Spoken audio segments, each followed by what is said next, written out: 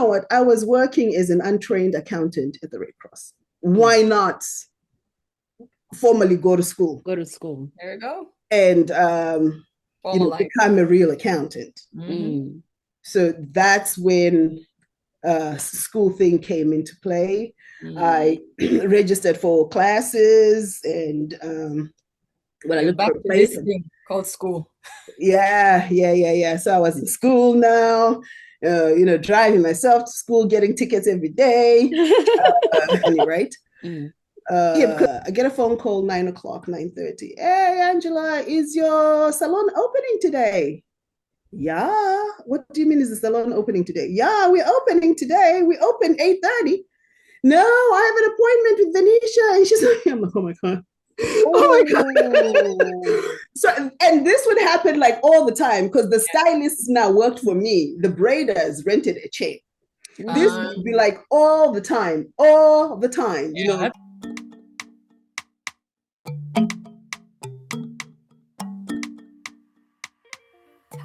Hi, everyone. Hi. Hello. We are super excited to be here today with Miss Angela. We are very excited to hear about your story, about coming to the US. Thank you so much for joining us today.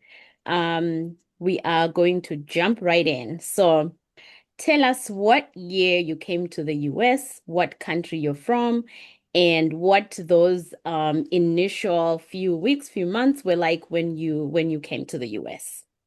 All right. Well, thank you for having me, first of all. And I am Angela Moyo. I officially go by Angela Moyo, even though I have a second last name, Hardy. I hardly use because I think etiquette calls for one not picking up that second last name if you're married after a certain age. So I got married after a certain age. And that's why I stick with Moyo. I'm Angela Moyo, born and raised in Bulawayo, Zimbabwe.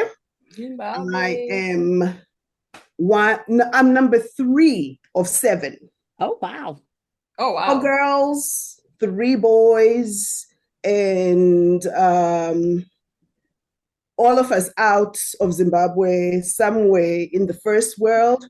5 of us are here in the US. Oh, wow. And 1 is in England, the baby of the family, and the middle boy is in Canada. Oh, wow. Oh, you got places to visit. That's exciting. Yes. We got plenty places to be, at any given time. But my sister and I live, very close together here. So in as much as we are far away from home, we're still all very close. Yeah. Nice. So I'm a mother of 1. And how old is my daughter? I will say she was born in 1999. So you do the math. I always say 25, but I think she's more than 25 now. Yeah. Yep, that would be 20, maybe 26. 26, somewhere thereabouts. Yeah. She's an end of year baby, so I can get away with, giving less right. than that. Okay. I do that with my son.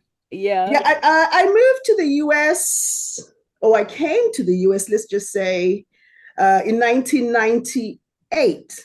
Wow. Just after the infamous financial crash of Zimbabwe in November 1997. I vividly remember, calling my brother, who was already here in the my older brother, the one that I come after. He was already here in Pennsylvania. And I called him and I said, you know what? Can you find me an apartment? Can you find me something to do? Because I don't think I will be continuing with work. Wow. And he goes, well, I don't know what that all means, but all I can tell you is you can get here. We'll figure out the rest. Figure it out. So maybe to put it in a milder way, I moved to the United States in search of greater opportunities. Personal growth, professional growth, like every other immigrant. Everybody. So that was 1998. 98. Wow. And what was it like? So I lived with my brother for the first 6 weeks. Oh, well, I forgot to share that. When I moved, I was already in my late 20s and I was working in Zimbabwe. I had a very nice job working in Zim. So I'm one of the fortunate ones that did not just get pushed on the plane with $20 to take a cab to the next door neighbor's house. Yeah. I had quite a bit of cash with me. That's why I could say to him, you know what, find me an apartment so that I have somewhere and something to do when I get there. Right. But back of my mind still, leaving Zim and coming to the US, I had been here before on a visit and back, but you could not have told me that I would be here almost 30 years later. Oh, wow. I mean, we were talking about this the other day. No, you could not. You could not. I would, I would fight you. I would fight you so hard. So you know what? I'm here 3 years max. I'm out. I'm going back home. I don't know about you guys. You've got nothing to go back home to. But I had a life. Zim is everything. Zim was everything. But here I am. Oh my gosh. I came 2001 saying the same exact thing. Same. And we were talking about this last time because I was saying when I arrived and I met people who had been here for 10 years and I was wondering, what are you doing? How have you been here for 10 years? Doesn't make sense. And here I am. It does not make sense. So, between culture shock and everything else, the person that I missed the most was the help. Oh my God, I missed I missed Sissy so bad. I miss Sissy because here I am now in a culture where I'm the everything. I'm the cook, I'm the cleaner, I'm the organizer. I have to go to work, I have to go to school, I have to do everything. But I mean, we all come from a place where even the help is a helper. Yes. And the helper is a helper of a helper. I've never thought about that. That's true. Yeah, I mean, they're watching your kids and doing stuff for you, but somebody else, they're paying somebody else from that. What's their kid? What's their kid? That's so true. That is so true. So now you were doing chores that you had not done in years. Oh my God. I was doing chores that I hated doing. But fortunately for the first world, life is made easy. You still can get your manicures and still do the dishes because you just load them in the dishwasher. You don't have to, scrub and wash, clothing and hang on the line. No, it's just a button. But just the idea of staying organized. And knowing that this is now your responsibility. Those clothes you never folded. No. Oh my God. Now you gotta go and figure out where they go, how to hang, how to iron. Yes. How did the CCs do it? Oh my God. They would get in the house, clean the house, do the laundry, cook for us, and do everything all in a space of like 8 hours. How did they do it? And it was all manual too, because they have to wash the clothes by hand. Yeah, but that's a big change. That's a big change. That was a big change. That's a big change. So what were you doing in Zim? What was your job? Okay, I worked for an NGO. I worked for the International Committee of the Red Cross. They called me the regional accountant. Okay. But I didn't have formal accounting training. But trained me on the job. My skills. What had I done after high school? I dismally failed my A levels, so I could not make it to university. So I had to go into a polytech and took up my feet are itchy and took up what do you call this? Programming. Okay. So I was one of the so-called, that's back in the 80s, by the way. I was one of those. What's that? Which one was it? Which language were you programming? I did COBOL and Fortran, and also BASIC. Oh wow! Oh, yeah, that is back in the day. That's in the day, in the late 80s. As we came to plus and all that. No, the pluses came after. So I did that, and was fortunate to be offered a job by one of my professors, during, exam finals. She came in. I didn't even know she had been there. She came in. She was from Austria. She came in and was going to be the Austrian representative in Zimbabwe to recruit teachers and doctors, professionals for like the rural places. It's one of the organization is called Austrian Service for Development. It would be equivalent of the Peace Corps here. Okay. And VSO, that's the English one. So she came in and asked, listen, I need someone that knows and is comfortable with computers. And I know all you guys are, because that's what we've been training you to do. So someone to work with me as an assistant. And obviously, Angela never paid attention in class. Nothing new. I didn't hear that ad for a job. So anyway, she came back, a couple of weeks later, says, listen, I advertised for a job. Now she cornered me, says, I advertised for a job the other time I was here. And everybody else put in their application but you. Are you not looking for work? I said, well, yeah. I says, yeah, but you finish exams next week. I said, yeah, I know. Are you able to move to Harare? I said, yeah. He says, well, can you write your, I beg to apply, right in front of me and give it to me. So I did just that, I begged to apply for a position of blah, blah, blah, folded it nicely and gave it to him. Needless to say, a week later, which after the final, I got a letter in the mail with a job offer. Oh, wow. But that meant moving from Bulawayo to Harare. And here I am, 1990. How old was I? I'm born 68. I was about 20, 21? Somewhere there. Somewhere there. Moving to Harare, for this big job, because I drove CD plates, the diplomatic plates. Oh, wow. Yeah. Ooh. And so I got this job at a very young age. So I got in and I worked with the Austrian Service for Development for a year.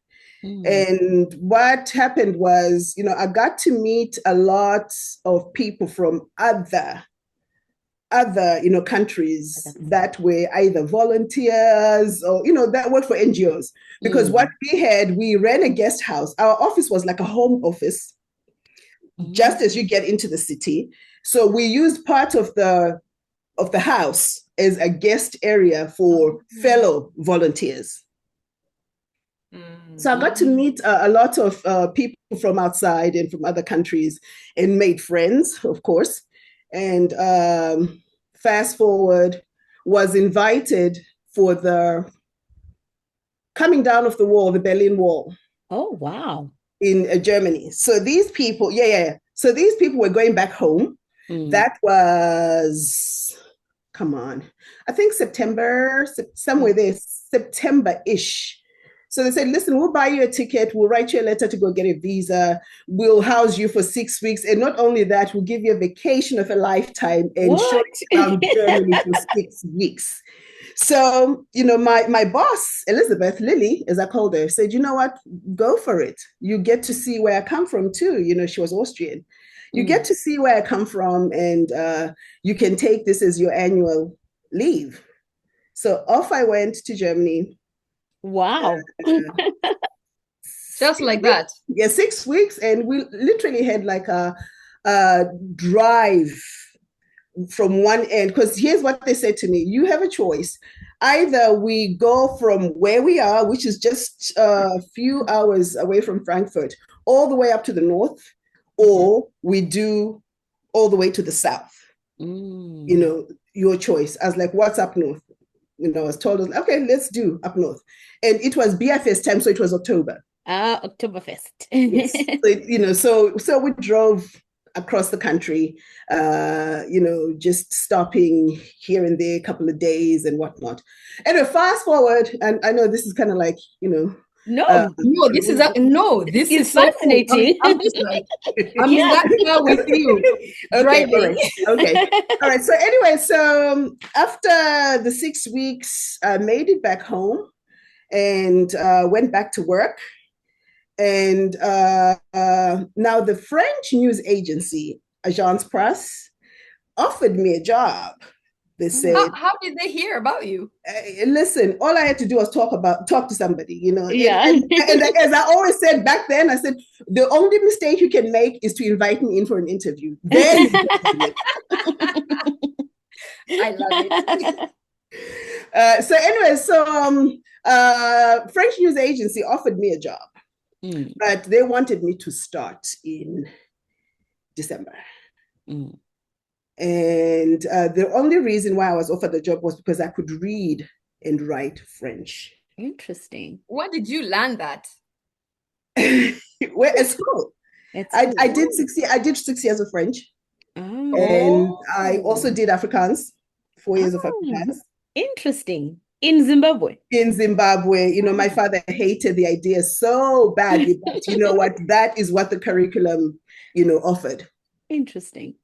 So I said, you know, there is no way I can take this job and just leave my current boss hanging. You know, she's had so much faith in me. Not only that, I've taken my annual leave, so I have to work at least through the end of the year, you know. Anyway, I could not take that job. I passed. So February, the following year, what do I get? A call from the International Committee of the Red Cross, ICRC, who I ended up working with. Same thing. Listen, we have a position here, but problem is you are not of age, because minimum age was 24. And that's why I believe I was like 21 at the time. That was 1991. Whatever age I was, 1991. That's what it was. Yeah. So we can give you this job. We'll train you. The nice thing about it is that we use our own accounting systems. So it's not as if you are going to, I mean, those were packages that we do now, you know, like whatever it is that we do now, you know, like your tax systems, right, whatever. Right. So they trained me to work on the ICRC, International Committee of the Red Cross, accounting systems, and also to do some admin work. You know, but then travel within the region, you know, the 6 countries in Southern Africa, because they all fell under my belt. Okay. I'm sitting here thinking how a 21, 22-year-old, what are you exuding for them to just go like, yeah, I think she can do it? Because at 21, girl, I don't think I was being looked for. Were you a hot mess? Nah, I was a hot mess. Yes, you are a hot mess because you have other things that are backing up your hot mess. But if, you know, like I said, you know, here I could not get to university. And I had done my university prep classes. Now I have to prove not just to myself, because I know when I brought my results home, my mother literally nearly fainted. We joke about it as a family to this day, you know, because they thought, if there was that go-to child that they always were so confident would do so well in life, this was her. I show up and the way, you know, we're in the garden because we had like a 2 and some acre, you know, lot with, you know, on you know, where we lived. So we're in the garden and I show up with my results and mom is like, oh yeah, so what did you do? So I handed this piece of paper. I know my sister to this day, just talking about it, she just cracks up. She just mom nearly died. Oh my God. So anyway, I owed it to myself and everybody else, you know, to show that I was able, you know. I really had put zero effort in, you know, I really had put zero effort in schooling, you know, for my A levels, you know, lower 6 and upper 6. I remember going out the weekend before my chemistry, you know, labs. Finals. Oh my goodness. You know, what is one supposed to get out of that? And hey, have you ever done chemistry anywhere after that? Or was not necessary. No. Anyone listening? But you know what? I know some terms and I know some stuff, and that has helped because I did chemistry, math, and biology. That was a tough combination. Yeah, just because. Really, you couldn't have asked me what I even wanted to do. It was just because. Just because. So anyway, so I landed a job with the Red Cross, and I worked with them for 7 years in a very nice position, very nice paying job. Everybody else getting paid in Zimbabwe dollars. I was getting paid in American dollars. Oh, wow. And so, life was just sweet. So that November, that infamous, notorious November, when I went to the bank to do stuff for the company and only be told that, oh, your FCA account, your foreign currency account is now worth so much. A rate that we determined overnight, and sorry, it's a take it or leave it. Wow. I was like, we can't do this. We can't do this. I have to leave. I cannot. So that's why I needed the reset. And that reset brought me to America because I had family here. I had family here. It would have been, it was a much softer landing than what it would have been if I did not have, a brother here. Right. Yeah. Wow. I'm still here today. Wow. I'm sure that was tough to give up everything, right? Yeah. Not really. It was tough, yes. But it was, because I did not like what I foresaw coming. Right. Yeah. So that's why I was like, you know what? I sold everything. Wow. I sold everything. I had a 2-bedroom apartment down in the city.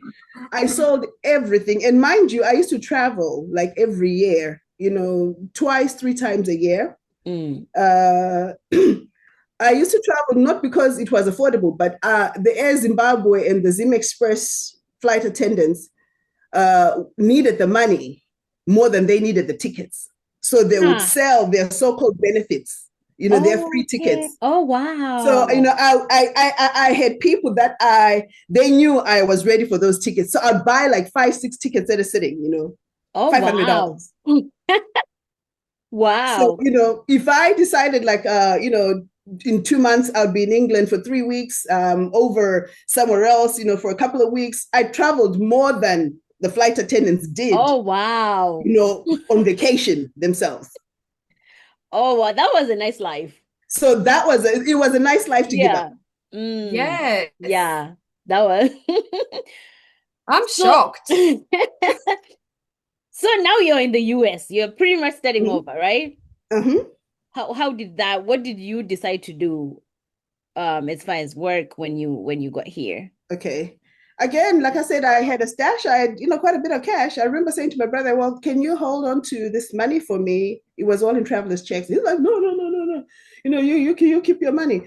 And I went to the bank and I tried to deposit. But then being America, the first 2 banks that I visited, they didn't know what traveler's checks were. So I'm sorry, I have to laugh at this country sometimes. They didn't know what I had on me, Yeah. I have several thousands of dollars in traveler's checks. Yeah. Because mind you, not only did I have my savings there, I had my severance pay, I had my, so I had like a good, 5 figures in terms of like, cash. Yeah. Moving over here. Wow. So work, yes, it was necessary to work, but it was not urgent. It wasn't urgent. And I knew I'd run out if I didn't, replenish what I had. So, I've never been a scatterbrain to that point. I knew I had to get a job. So what did I do? I went to the bank, tried to deposit my money. It was not an easy thing. So they kept telling me I need a social security number. And listen, I've got a passport. I don't know what a social security card is. So finally, I took a walk to the social security office. I think I was my second week here. I took a walk to the social security office and I went to the security guy. I said, listen, I'm trying to get a social security number here. He says, oh, you're trying to get, what you need a social security number. No, go to that counter. So I go over to the counter. So the lady goes, well, we can't just give you a social security, number or card, just because, what do you need? Foreigners. You are used to getting your in Zimbabwe. Just go in. Listen, we were chef in Zimbabwe. So she goes, we don't just, what do you need it for? I said, oh, well, what would you give me one for?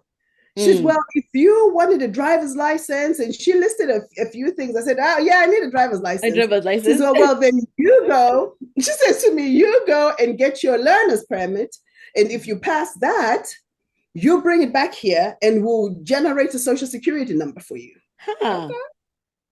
Those were the easy days. I know, right? Those are the easy days, 1990. That's February, March 1990. So task at hand now. My brother and my sister-in-law, they're sitting there, they cannot believe the nerve of it all. You went where? I said, I went to Social Security office. What did you say there? What did you? I said, and mind you, I had a 7-week-old niece, their child. You went with the child. We pushed the stroller, we went. It was just a couple of blocks. And so he says, so what are you going to do? Now they both kind of like have given up, Yes, no training. There's no training this one, so what are you going to do? They asked me. I said, well, they told me if I go for a learner's permit, and come back with it. And I know I'll come back with it. I'm a driver. My sister-in-law looks at me and says, your brother had to do this 3-4 times before he got it when he moved from Buffalo. I said, that's my brother. That's not me. That's not me. I'll be driving. My brother didn't drive when he was in Zimbabwe. I know the rules of the road. Yeah. So anyway, long story short, I went and got the driving permit and came back with it, went and got a social security number that came in the mail in no time. And that was it. Wow. And you were able to deposit your money. I was able to open a bank account and deposit my money. Wow. I was able to get a driver's license and get a car. Wow. It was, and we left my brother after, my younger sister, the one that's in England now, moved over here as well. So it was both her and I living with my older brother. And so we left within 6 weeks into, it wasn't even an apartment, it was a house we were renting. It was a house, one of these duplex homes. The both of us. But she was kind of like my baby, because when I lived in Harare, she lived with me. So the fact that I had moved ultimately meant she was moving too. She was moving. Yes. Oh. So, yeah. Wow. Yeah. And then my first job here, what was it? I worked at Pathmark. What's Pathmark? Pathmark is like it's a supermarket. Oh. It's like Giant, Kroger's. Okay. I worked at Pathmark. What are you in? I'm in Pennsylvania. So I'm sorry, I'm in Pennsylvania. Yeah. I'm in Philadelphia area. I'm outside Philly. Okay. So I worked at Pathmark, but I only lasted Pathmark as long as one paycheck. How come? Not even 2 weeks. Not even 2 weeks. What happened? What happened in 2 weeks? Nothing happened. Oh, it's good. It was hard. It was. My God, it was hard. The bone. What do you call this? This big bone on your leg from ankle to the knee. What is it called? Yeah. That bone hurts when you stand. My God, that was hurting. It was hurting. And I mean, that's why they say you don't do more than 4 hours in the grocery stores when you work there, if you register. So I was there, register, but oh my God, it was so, I used to find it so embarrassing just to be at work. So I'll try and work hours when I know there's nobody that I know that's going to walk into the store and make work.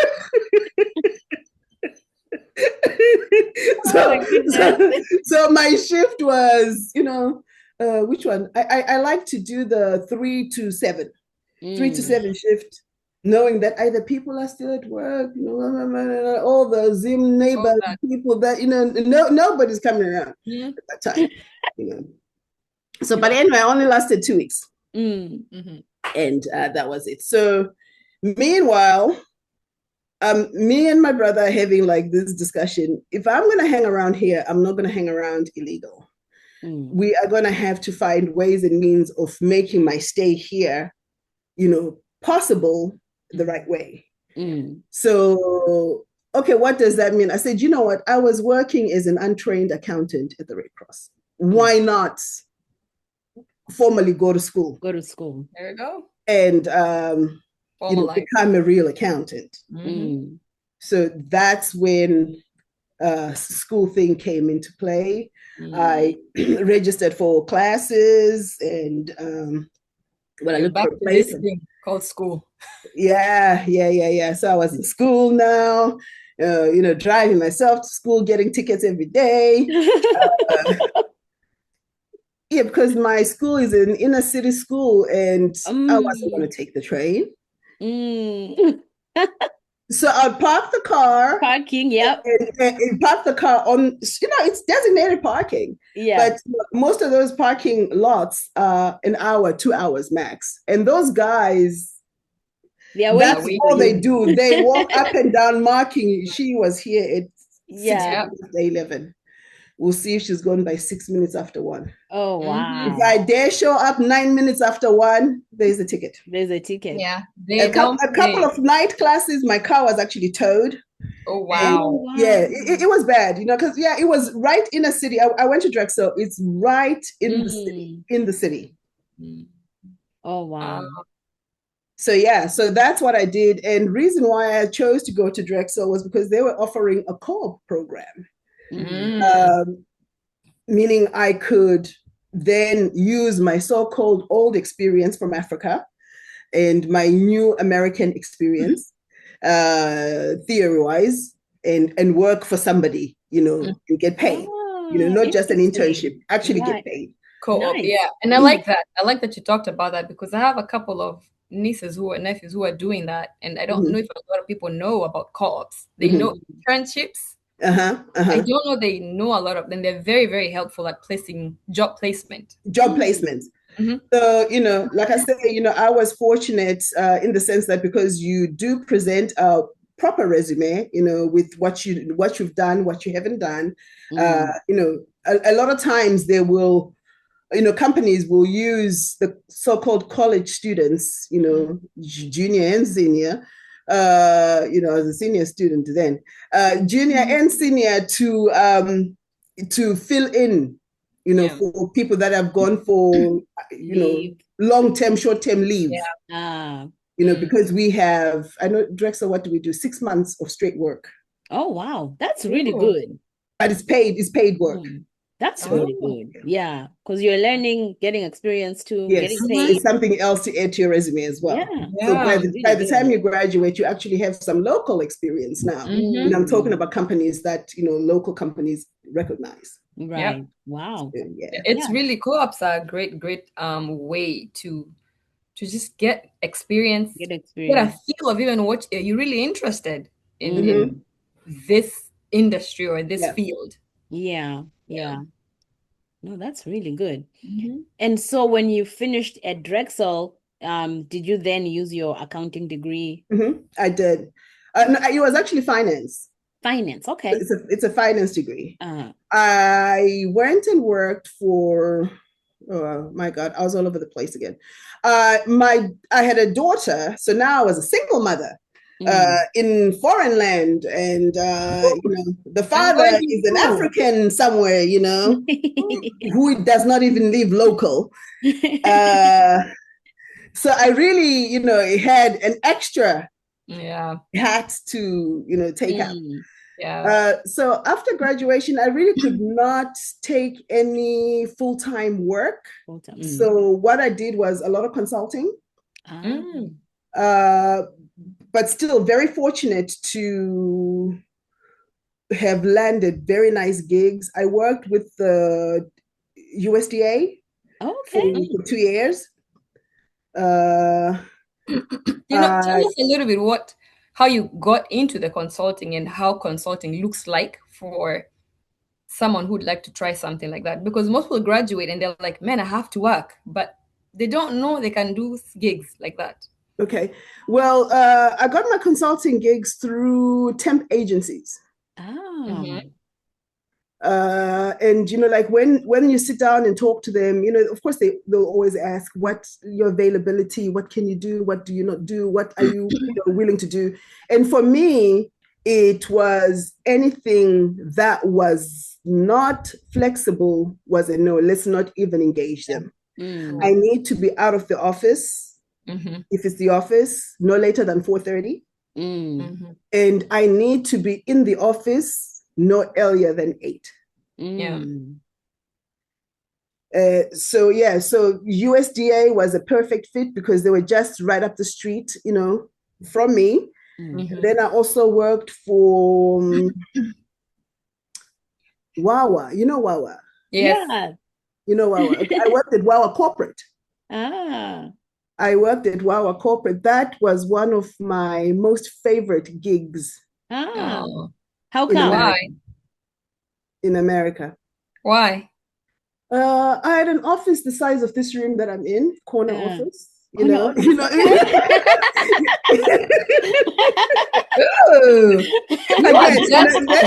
she goes again. And it's like this 6 column, like manna from heaven for you. I know, right? They were so nice to me, in the sense that, because I was there doing projects, special projects. And with Wawa, it was a pricing issue. They didn't know why they were losing money, and yet everybody was, the stores were being invoiced correctly and they were paying and blah, blah, blah. So my job was to then get in there as the analyst. And, that's why you were asking me what kind of analyst. And, play around with tables and do all kinds of things and, solve problems. That was my job. But Wawa, why I liked Wawa, they had just that much respect for what I came with and who I was as a person. I was allowed to work from home way before working from home was even a thing. Yeah. Way before working from home was a thing. They gave me a laptop. 3 o'clock, they'd actually say, no, it's okay. You can go. Go. Oh, wow. We'll see tomorrow. If we need you, we'll call you on the phone. Hey. That's Angela, nice. I need to come there and get some of that aura. Some of that good luck, huh? So that was good. So I did that until my daughter was old enough to start first grade. So this whole time, mind you, she is daycare. I drop her off at 7 o'clock. She's one of the first kids at her Montessori. She's one of the first kids and one of the last kids out every day. And but that was fine. Life kept moving. Yeah. And USDA was also good, but that's government. They don't understand, number one, why we have this foreign kid in here, coming in at GS13 when it's taken us years to get to a GS13 level. But it was what it was. And because I knew my situation also, so I did not want to stay in there, or even they even offered a full-time job afterwards, say we're moving, this department is moving to Albuquerque. Oh wow. We want to take you with. My boss, he was Chinese. So Anthony was like, no, you can come, your daughter can start school there. I said, like, Anthony, nah, I can't. Now I can't tell him that, I can't change my ID. I can't, the stuff that you're going to be wanting hereafter, I don't have, but I couldn't tell him that. So I'm like, nah, it's all right. I guess this is the end of the road for us. It's been good. It's been very good. It's been good. Wow. Yeah. And then from there I worked for Bank of New York. And I did say my degree was finance, right? Yes. And then whilst I was with the Bank of New York, tuition, now I'm full-time. I'm no longer, consulting. They had tuition reimbursement, and I'm thinking, great, Yeah. So what do I do? And Drexel is literally down the road from, my office. I said, okay, now what do I do? Go back for master's, as a master's in finance or what? So I thought, no, let me do a master's in accounting. So then I did my master's in accounting, MBA in accounting. Okay. So you did that while you were working full time? Whilst I was working full time. And a full-time mom. And a full-time mom. Wow. And not only that, did I tell you guys when I first got here after I moved from my brother's place, because I knew a thing or two about braiding, I opened a braiding salon. But I wasn't braiding, I was renting a chair. I wasn't doing the braiding, I was renting a chair. Okay. So you were renting the chair and somebody else was braiding. I was renting chairs. I had 8 chairs. So the braiders, the braiders would come into my so-called salon. Yeah, was a nice upscale one. Okay. Would come in and say, and I tell people, I don't want you working for me, because if you work for me, you won't give your most. But let's do this. I will service and put this place together, and you give me so much a week per chair. Yeah. So they'll come in. I had ladies from Ghana. I had American, a couple of Black American, hairstylists that came in wanting to do wigs and weaves and, that kind of stuff. So I had 8 chairs. But here is and then I know how to braid myself. So sometimes at the weekend, certain people say, you know what, we want you to do our hair. I'm like, I don't do this anymore. I would do it. But then here's the problem, sometimes I'd be getting to work, especially on a Monday, Tuesday. Everybody has gotten their money, right? They've collected their money, right? I get a phone call 9:00, 9:30. Hey, Angela, is your salon opening today? Yeah. What do you mean is the salon opening today? Yeah, we're opening today. We open 8:30. No, I have an appointment with Venetia. And she's like, I'm like, oh my God. Oh my God. So, and this would happen like all the time, because the stylists now worked for me. The braiders rented a chair. This would be like all the time. That's a headache. After getting paid, and then I fought with John, and like I had to do this mom and everything. There was story after story after story. You almost don't want to pay them, Yes. You almost don't want to pay them. Oh my goodness. Yeah, they'll be spending the money. I'm like, you know what? I don't want to go down as, that hair salon that is never open. We make appointments, nobody shows up. So wow. But I'm impressed that you would come in this land and decide, I'm going to try this. Yeah, that's amazing. Where did that come from? Did you see the business model and you're like, oh, maybe I'll try it? Or you're just entrepreneurial like that? I'm entrepreneurial like that, but again, I say we come from a place where we're very spoiled. Don't forget, you are sitting in Zim as a young professional every Saturday morning. First thing you do is you go and get your hair done. Yeah. Monday lunchtime, you go and freshen up for the week. And here I am here now. I'm like, can you put like 5 braids in my hair? I'll charge you $30. What? You're like, I'll keep this style for another 3 weeks. I know how to do this. So it came from a need. Necessity. Necessity more than anything else. And I just happened to walk by one of our local stores where I lived. It was a nice building, again, with a rent sign. So I called the guy, I said, can I take a look? He says, yeah. So I went in. It was a big place. I'd like to say maybe 800 square feet. Oh, wow. Like long.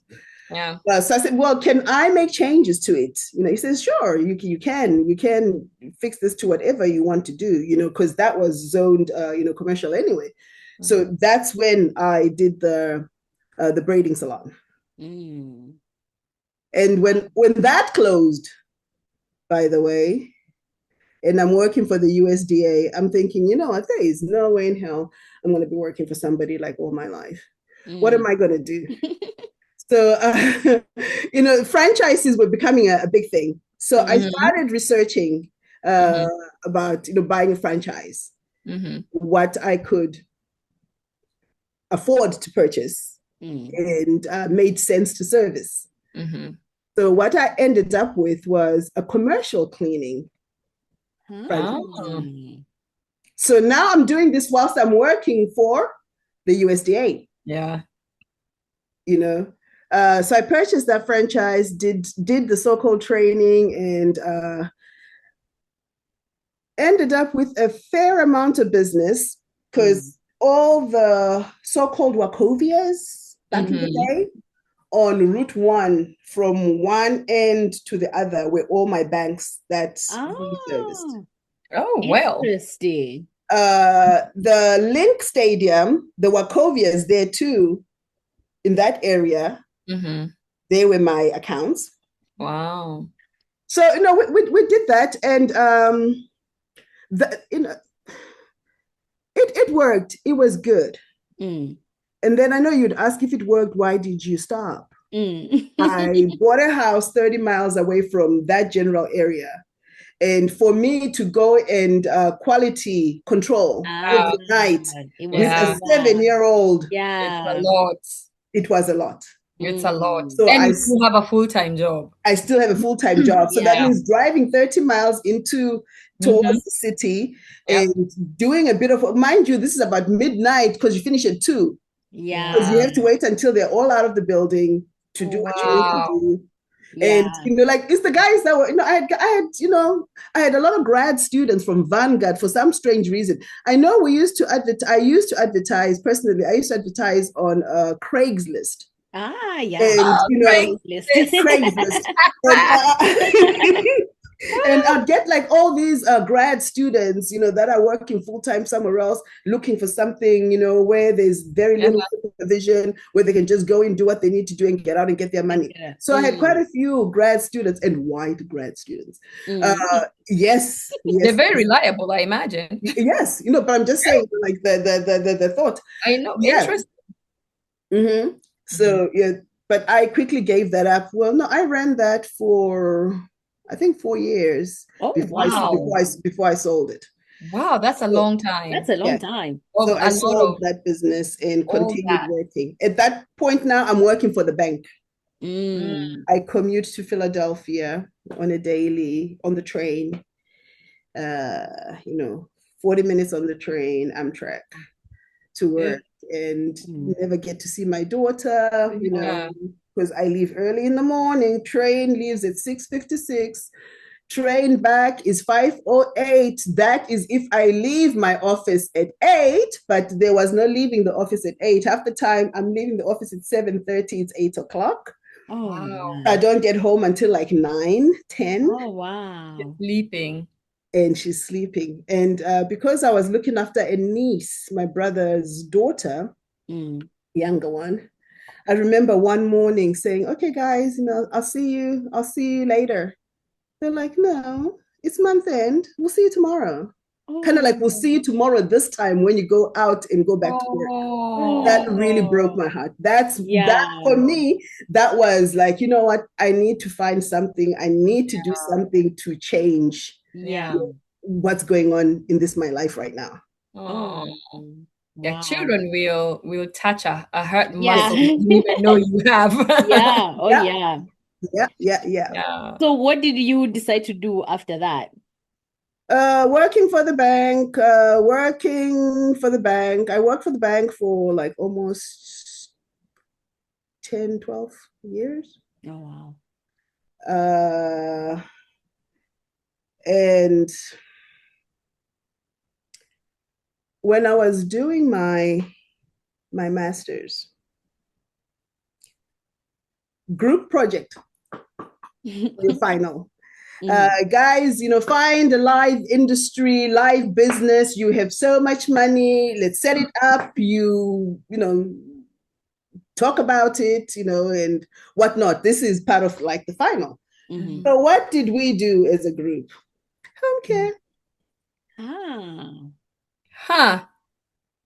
So we did home care, local research, live data.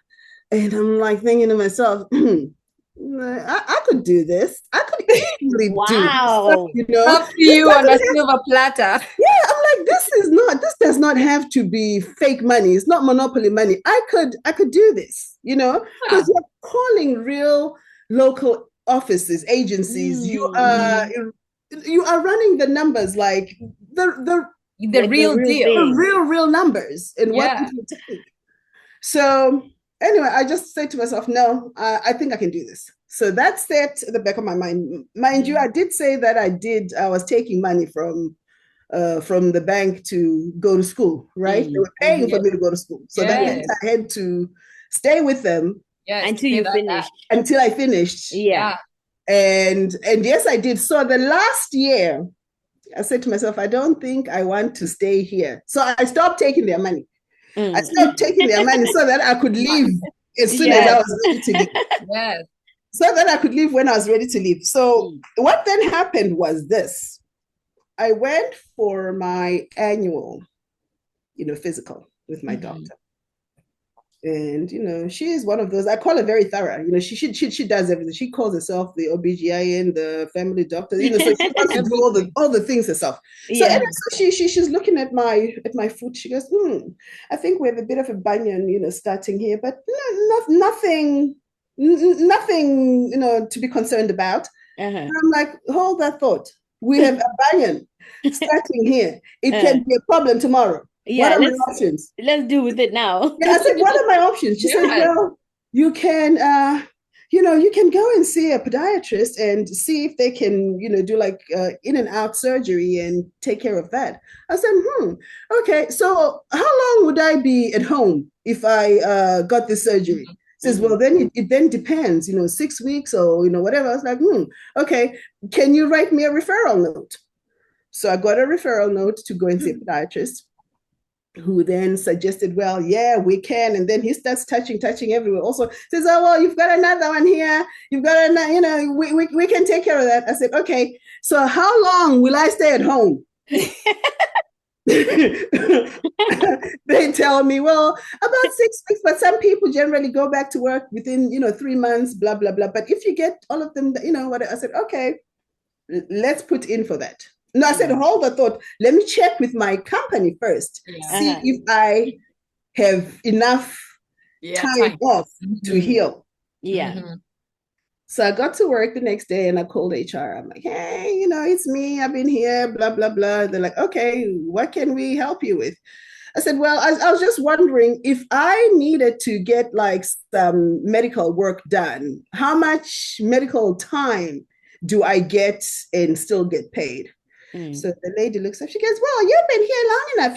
She says you get 26 weeks, 100% paid. What? I said, huh? I said 6 months. She said, yeah, 6 months, 100% pay. And then I said, oh, and then what happens thereafter?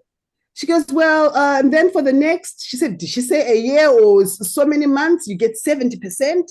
And if your doctor still can sign off on it, you are down to 60%. It's something crazy like out. But all I remember very well was the 6 weeks at 100% pay. I said, so what do I need? Does it? She says, no. As long as the doctor cuts you and you bleed, you qualify for that. I was like, okay. All right, well, thanks for that. And where do I get the forms to sign up for this? Just send an email and we'll send you the forms and you take them to your doctor and your doctor will sign off on that. That's all I needed to hear. I've got a project. Oh my gosh. I know the phone numbers. I know the emails to send to. I know how to get started and exactly how long it's going to take me to get this business started. So what do? I visit my doctor again. Listen, I think we are doing this. We have green light. We can do this. We can do this. Mm-hmm. And is it possible that I can stay at home for as close to 6 months as possible? Uh-huh. Yeah. And he tells me, yeah. And you know what? And I really did, though. Oh. So what then happened was I got this. I remember it was July, the first week of July, because it was just before the July 4th last day at work. But, I had all intentions of going back. I didn't think I was going to leave. So I left my things in my desk all set up, and I went and got my surgery done just after the July 4th weekend, and stayed at home 6 solid months with paycheck coming in every 2 weeks, 100%. What would happen? But meanwhile, I've put in for my company registration. I've put in for my licenses. I'm sitting I I'll sit at the kitchen table, sit elevated, sit elevated. I'm working. I said, if I can do this for the bank and make the millions of dollars, I can do this for myself. I would sit there okay, my marketing plan, my this, okay, what forms do I need? Did the website, did the everything. My brother, I'm like sending stuff, work on stuff, everything done. That was July. October, I got my approval. And mind you, I'm still at home because remember, I only go back to work in my head, December, because I'm determined to use the 6 months. 6 months. So, even though office would call in and say, hey, how are you doing? Are you ready to come back? No, well, can your doctor sign off on this and tell us that, you are not fit for work 100% yet? They were good with it. And I just continued doing that. All I needed, doctor needed to say, all he had to say to me is, you got to elevate your legs, every 2 hours, I'm like, do you realize that if I go back to work, I have to walk through the train station?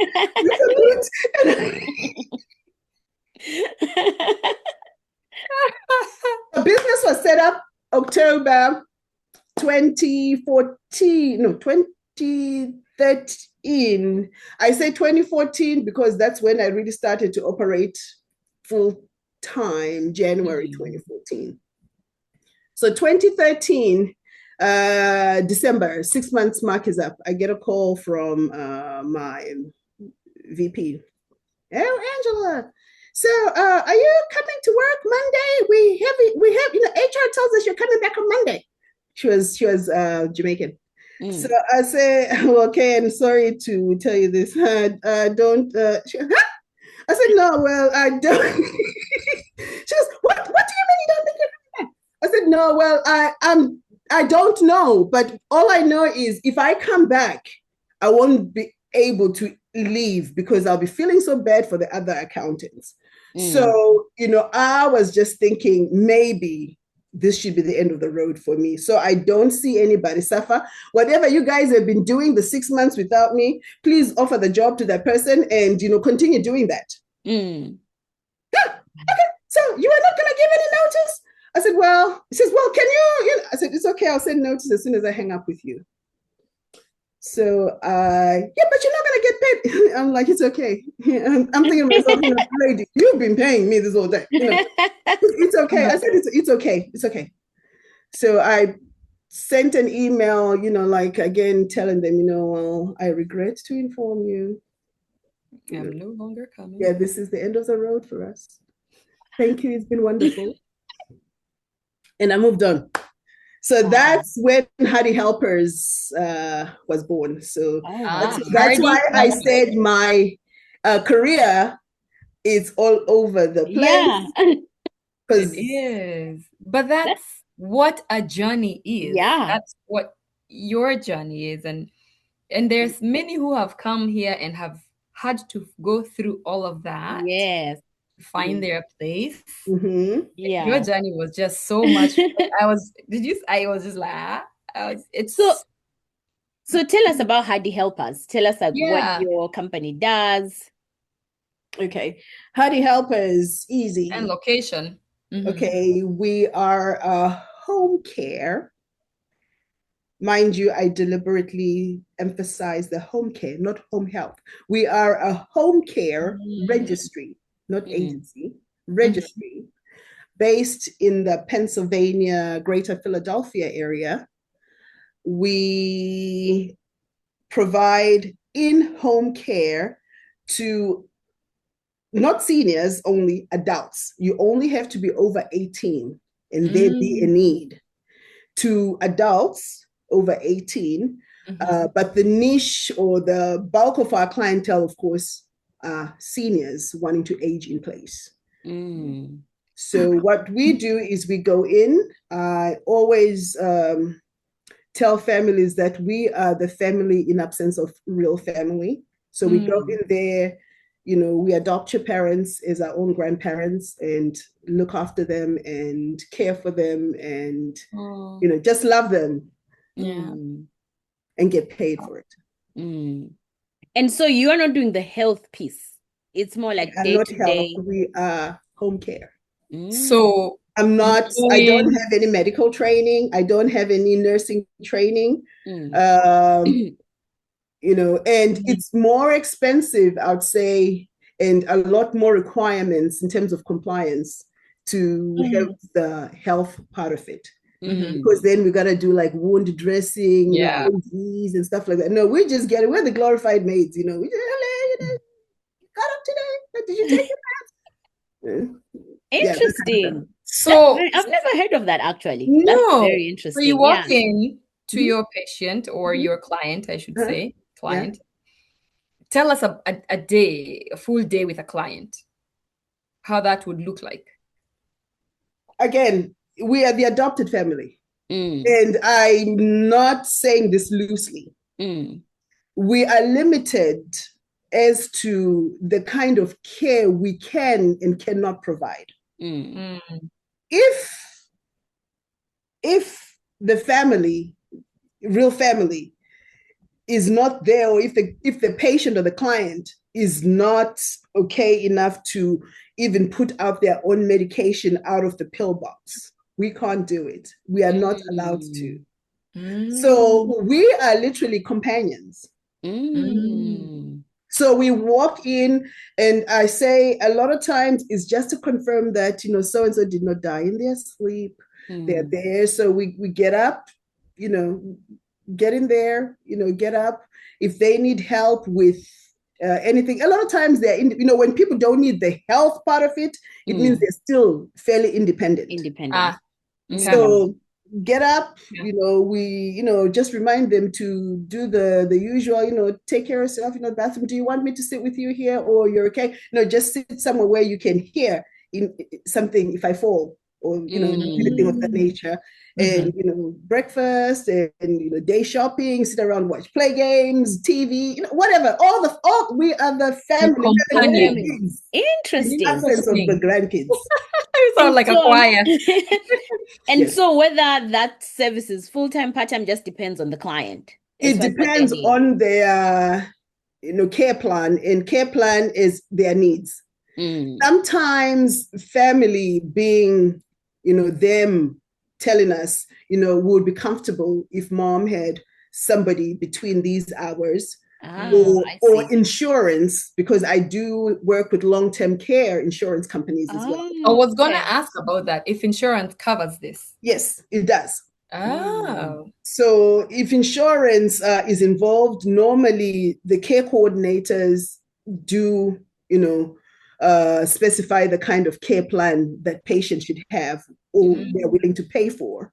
And anything over and above that be coming from the family. So we have people that go in, we do as little as just literally a few minutes, if it's just a mid reminder, but then you got to bill for 2 hours. Okay. My billing personally minimum is 2 hours. And if it's just made reminders, wellness checks, just a few minutes, hello, how are you today? Blah, blah, blah. Okay, did you take your meds? Okay, well, what do we need to do? Shopping? No. Okay. I'll see you later. Off you go. The next one. So normally people that do that have more than one. They have a few clients that they visit in the neighborhood to make up their so-called 8 hours. And then we have the kind of client that needs somebody there all day with them, running. It's for nothing really, because they just like to have somebody, somebody with them. Running errands, shopping, or we help prepare meals, with them, and playing game, that kind of stuff. It's we're friends. Companionship. Okay, yeah. And then we have the kind of client where the family says, you know what, this is just too much in and out. We want somebody here all the time. So we have like live-ins. And the live-in comes with certain requirements. One requirement being that you have to give our caregiver room and board. Yes. So they have to have a private room. They can call their own sanctuary in your home. The other requirement is that caregiver will get a straight 7 hours sleep in the night. Otherwise, we are going to bill you by the hour if you disturb their sleep, yes. Oh, interesting. Yes. If it's to a point where you are just that much declined in health-wise, and you need somebody getting up more than a couple of times at night to help, then you've got the wrong care package. Yeah, that makes sense. You need a nurse, a doctor, need to revisit. Yeah. You definitely need to revisit your care plan and put you on the right program. So everybody. Do you have like those clients like those, or that now becomes more like a healthcare thing? No. They might be healthcare. The nurses come in and do the health part of it, but we stay in place. I see. Okay, so you can work together with the health. You can work together, yes. Because like I said, our hands are tied when it comes to certain things. Yeah. So the nurses come in, and let's just say somebody has like maybe a pressure sore, or they had surgery and they need that changed and dressed whatever. Somebody comes in from outside. What about like CNA cleaning stuff? Do you do that part, or just still a health? Yeah, we do. Yeah, we do. But like I'm saying, the level of care the client needs, that does not need health care. We are still very much with it.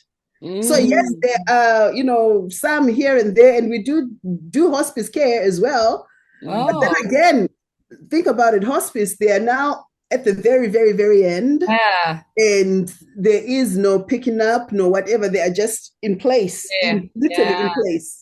Yeah. And nurses and the CNAs come in to give them a wash in the morning and blah, blah, blah. But we stay in there. So we are pretty much the link between family and whoever else and is the healthcare. Yes. Okay. That's very interesting, actually. I've never heard of this. Yeah, that's actually very... So let me ask you this, Miss Angela. So I know you have the home care. Do you also offer some sort of consulting? Like if somebody wanted to start something like this, do you offer like a consulting service? If somebody wanted to ask you like, how do I get, what kind of licenses do I need? How do I market? That kind of thing. Yes, I got an MBA in business administration.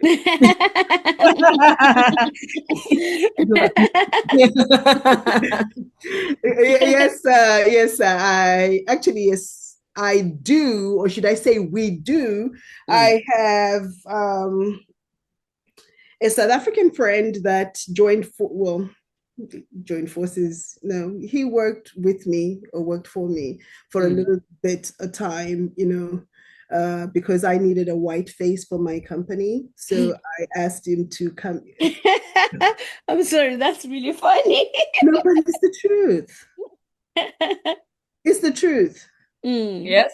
I needed a different face for the company, and in order for people to take us somewhat serious. So I approached this, this is a friend of mine from networking, and he happens to be South African. So we got close with Rob. So we'd talk a lot. And now, he'd hear me talk about, like, I need a white face anyway. So one day he says to me, you know what? I've been doing a lot of thinking about this. I think I can be that white face for Heidi Helford. I was like, really? He says, yeah. I said, okay. He says, but I don't know anything about home care stuff. I said, no, don't worry. Okay. Oh my gosh. So what Rob then did was, I'd give him a list of places and people to get in touch with and set up appointments. Number one, I was not able to get those appointments on my own. The appointments that I was getting Rob to get, I was not able to get myself. Realities of when we go networking, and then I made him a How to Help Us badge as well, like mine. Natural instinct, they'll think, like a boss, secretary, it's all right. I'm okay with that. Whatever floats your boat. I'm fine with it. Just bring that. I'm with you. So, to cut a long story short, I did land a few very nice vendors that I had been trying to get into, courtesy of Rob. Call Joyce, call whatever. Okay, Joyce wants to meet us. She says we can. I said, okay, he says, but you're coming. Yeah, of course I'm coming with you, because you don't know what to say, Yeah, so we'd go, and of course I would be like answering the questions and blah, blah, blah, whatever. It's fine. Think what you think. It's all right. So we got in a few. So I do Friends Life Care, I do CNA, I do Keystone, I do the VA. Wow. Oh, good for you. Yeah. So I did manage to land a few good gigs, per se. Wow. Again, what was the question again? No, I was asking if somebody okay. So anyway, Rob so Rob moved to the West Coast. He's now in Seattle. Okay. And, because he also found this like really interesting and could see that there was a lot to be made and gained out of this. We decided, you know what, why don't we set up an academy? Oh, wow. We call it Leadership of Home Care Academy. I'm partners with Robert Daniel. What we do there is we help people, because again, a lot of times people wanting to get into home care, nobody thinks this is a professional or a serious business. They just think it's just like doing dishes, and no, it's not. There's a level of seriousness here, because it's a lot of money. I mean, your average client that's full time is looking at a $70,000, $80,000 annual bill. The invoice. So, there is no way we can just walk in there nearly, Yeah. You have to show them that we are worth that. Yes. Wow. Absolutely. So, so we started that academy, and we've helped a few people set up different states. We've done New Jersey, we've done Washington State, I've done New York, and a few people from Pennsylvania. Because what happens is people will call and say, hey, somebody tells me that you can help me, with information I need to get whatever set up. And I'm like, yep, I can do that. But guess what? Let me send you pro forma as to, how you can, select what you want. And you pick from there what you want help with. And I know how to guide you and direct you. That's amazing. Yeah. So when we post your episode, we'll include your information. So if anybody listening wants to engage your services for that, they can reach out. And that's amazing that you have that set up. I know. Because, that's awesome. That's they don't come and tell you, I'll buy you tea. You remember, say I'll buy you lunch. Give me all the details. We have another guest who ended up actually making the consulting part formal. Because she has a home health. Group homes. Sorry, group home. Okay. And people call her like, how do you do this? And they just take her 4 hours of time and say, I'll buy you coffee. Like, yo, I just spent 4 hours of my life. I didn't even get a glass of water. Gone are those days. Yeah. So absolutely. Gone are those days, because you know what then happens thereafter, especially if you mentoring or teaching somebody about what you are doing, their competitor. Me, for one, I am one of those people that say, you know what, information withheld is worthless. It's not information.